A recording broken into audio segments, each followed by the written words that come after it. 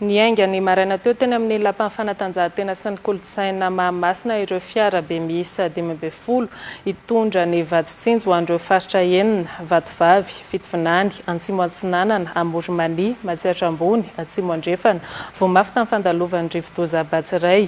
Efa vonona any an-toerana ny lisit'ireo olona hisitraka ny vaditsinjo ary efa tafapetraka ny fandaminana sy ny fikarakarana ny fizarana an'ireo tohana avy amin'ny fitondram-panjakandreo. Ho ny Praiminisitra Tsay Christian, fanombohana ihany ty androany ity fa mbola hitoetrano ny fanampiana ho an'izay tena voamafy tamin'ny fandalovan'ny Rivodoza telo farany teo. Mitohy ihany koa ny fanampiana ho an'ny eto Analamanga sy ny manodidina araka izao fanampana zavany izao. Ny zavatra misy dia zao, itsika zany dia efa mahafantatra tsara izy daholo ny lisitra.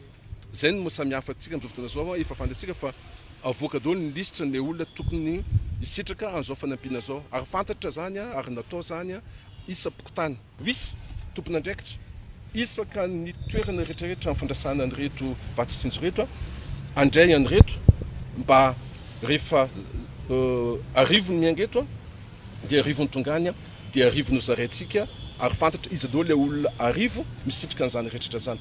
Mandamina atsika, miezaka mandamina atsika, ary zay ny tadiavantsika ny digitalisation.